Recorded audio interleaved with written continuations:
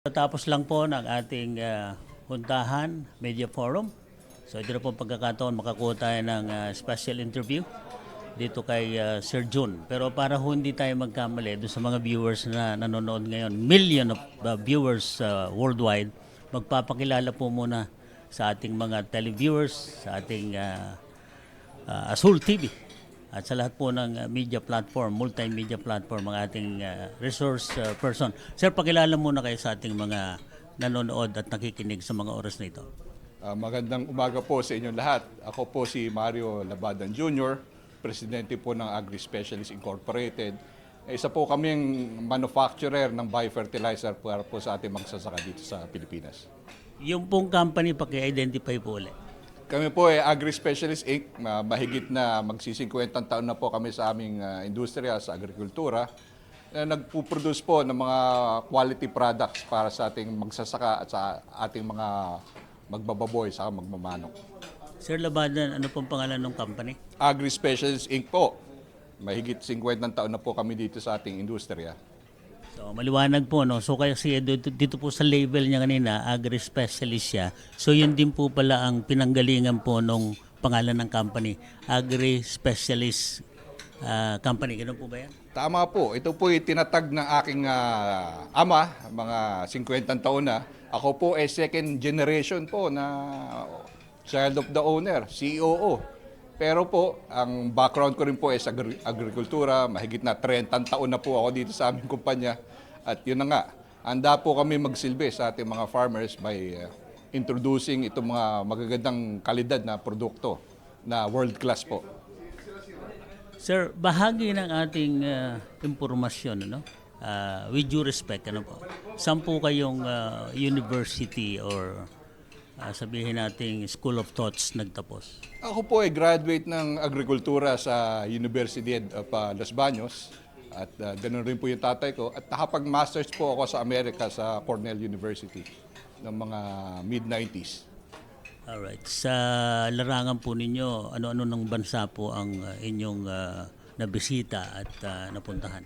Alam niyo po, halos marami na po ako napunta. Yung mga produkto po namin ay galing sa Estados Unidos, sa Europa, sa China, sa India at sa iba pa. Kaya po last year, nakita po namin opportunity na kumuha ng isang produkto na ma-develop galing sa UP Los Baños. Ito po ang aming commercialize para sa ating po magsasaka. So, imbis po na imported na technology, kami po ay nag-invest sa ating local technology from UPLB. Para po sa mas malalim na impression, ba't nyo po ginawa yan? Aba po, ito pong produkto na to talagang angkop at matagal na dito sa Pilipinas. Ang isa lang pong problema hindi po nila ma-mass produce na magawa ng tamang at bibigyan ng sapat na oras na para i-promote po sa ating magsasaka. So based po dito sa aming ginawa, nagkaroon po kami ng licensing agreement with UPLB to mass produce itong biofertilizer para sa ating magsasaka. Ito pong biofertilizer na to, kailangan po ng ating magsasaka as part of the balanced fertilization strategy ng ating DFA para gumanda po yung ating ani at mabuhay po yung ating lupa. So bali po ang sa akin, no, ang impression po nito kaya kayo nag-effort para po makatulong sa problema natin sa pagkain o kung tawagin natin, ma-secure po natin yung ating pagkain, no? Food security. Tama po ba yung aking impression? Tama po yan kasi di ba ngayon ang solusyon pagkulang mag-import. Kung tayo lagi mag-i-import at hindi natin susuportan ng sarili nating mga produkto, wala po natin mangyayari. Lalo na nangyari po yun nung nagkaroon ng Ukraine War. Kahit na anong gera na maapektuhan po ang ating food supply chain. So kailangan tayo po mag-compete sa ating mga kalaban sa produkto sa ibang bansa para natin masusuporta ng ating national food security. Nabanggit nyo kanina sa katatapos na forum, Sir Jun, no? Ang isa sa narinig ko ay itong Vietnam, India, and then China. Alright. Yung po bang model nun ay pwede pong i-implement sa Pilipinas at sabihin natin, kumbaga para natin kinapi-paste, pwede po bang gawin yon dito sa Pilipinas?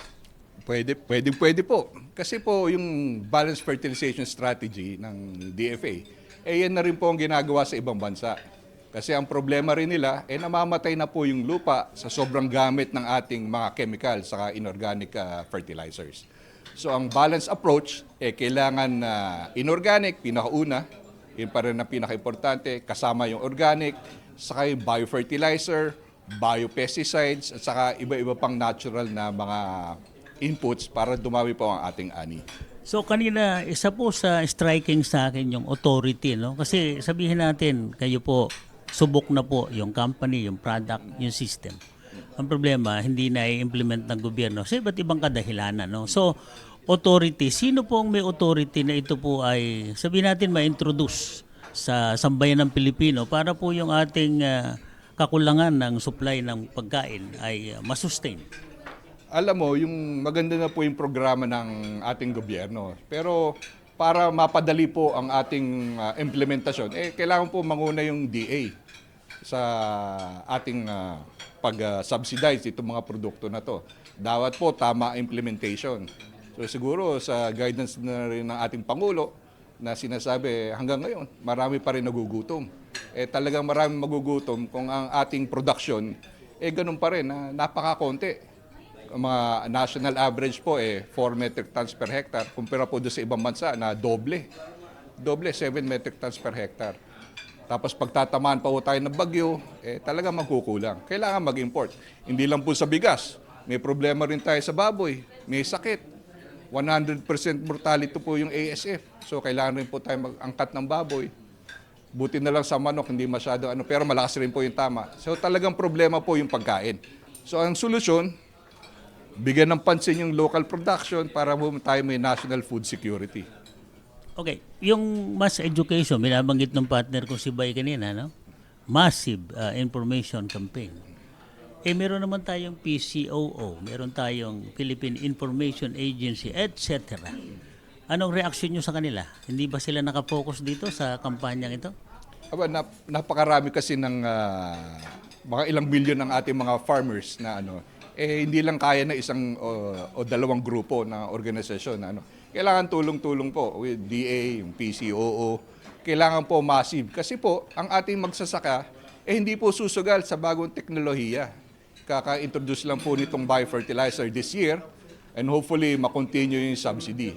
So ito yung isa sa pinaka mabilis na paraan, yung subsidy ng gobyerno para malaman itong bagong teknolohiya na ito, nakakailangan natin in the near future para rumami ang ating ani. Yung segue ko lang, Sir John, yung political will, paano mo siyang maisalarawan sa mga nanonood sa atin ngayon? Paano yung political will na laging sinasabi na kung may political will ang isang leader, abay walang imposible hindi ma-implement? Tama po yan. Kasi nga, yung lahat ng problema ng ating agrikultura or ating bansa, alam na matagal na po yan eh. Ang sinasabi nila, lahat po ng mga scientifico sa Southeast Asian countries nag-aaral po dito sa atin. Pero nahigitan na lahat ng ating production capability. Alam na natin lahat ng problema, alam na natin ang solusyon, action na lang po. Yun ang sinasabi natin political will, di ba? Pero ang problema, after 6 years, election na naman, iba-iba na naman ang ating policy. Yan ang problema. Kailangan dire-diretso po yung programa na simulan ng isang presidente. Kailangan idiretso hanggang matapos yung ating napakarami na pong roadmap. Roadmaps po ng lahat ng ating produkto mula mais, bigas, tilapia. Meron na. Alam na lahat. Magaganda ideya. Action na lang po. Kailangan po ba ng batas? Palagay mo, meron pa dapat bang isusog na batas para yung ating food security ay kumbaga ay 100% maano natin guaranteed? Alam nyo, napakarami na nating batas. So, sobrang raming batas, sana magamit naman. Lalo na yung mga national procurement law na dapat buy Filipino. Pero in reality, kung buy Filipino, ba't halos lahat puro imported? Imported, lahat halos galing sa China, sa India, yung ating mga gamot. So, para tayo makalaban, talagang kailangan natin gawin na dito yung mga produkto na yan. So yung political will, isa yan. Pero, di ba, ang ating mga politiko pagkatapos ng isang term, lilipat ng ibang partido. Yun ang katotohanan, pero kailangan harapin na natin to kasi wala na tayong, hindi na tayo pupulutin kung saan. Hindi man lang sa kangkungan, nasa laylayan na tayo. Lalo tayo maghihirap kung lahat i-importe natin. Lalong larami ang ating utang kung hindi tayo magsimula ng ano. Okay, last two questions po. Education. Kailangan bang ito ay simulan sa paaralan? Tama. Yung unang-una, education sa paaralan. Kasi nga, ang problema, tumatanda po ang ating mga farmers. Ang farmers po natin, average age, dati 58, mga few years ago. Ngayon, mga 64 na ang ating magsasaka. Kung hindi po tuturuan ng tama yung kanilang mga anak, hindi na po yan magsasaka. Kasi nga, napakahirap ng trabaho at kukunti pa ang kikitain. Kung matuturuan natin yan, yung tamang pamamaraan ng pagsasaka, nagagamit ng local production, inorganic, biofertilizer, made in the Philippines na produkto, sustainable at kikita rin sila. Bakit naman di sila magsasaka? Di ba? Alright.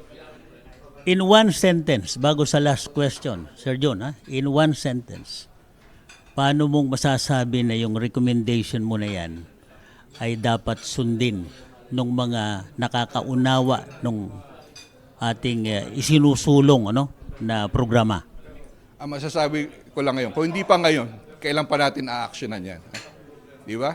Huli na nga tayo na pag-iwanan na tayo ng Vietnam, Malaysia, wala naman sa Malaysia, Indonesia, Thailand. O dyan, kung hindi tayo a-action, maunahan pa tayo ng Bangladesh. Yung Bangladesh, mas mababa pa sa atin. Pero kung wala tayong aksyon, nakakayaman po, baka tayo pa mag-import sa Bangladesh ng ating bigas. Okay. Nakikinig si Press PBBM ngayon. Anong panawagan mo?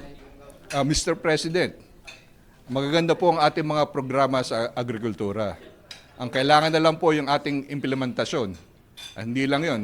As suporta po ng agri-specialist, kami po ay handang mag-donate ng 500,000 kilos ng aming produkto na makakatulong po sa magsasaka. Ito po ay para sa 500,000 hectares ng rice production. So kami po ay susuporta sa inyong programa at kami pa ay tutulong para sa inyong kaunlaran ng ating gobyerno. I support Puwersa Balita para sa ating national food security.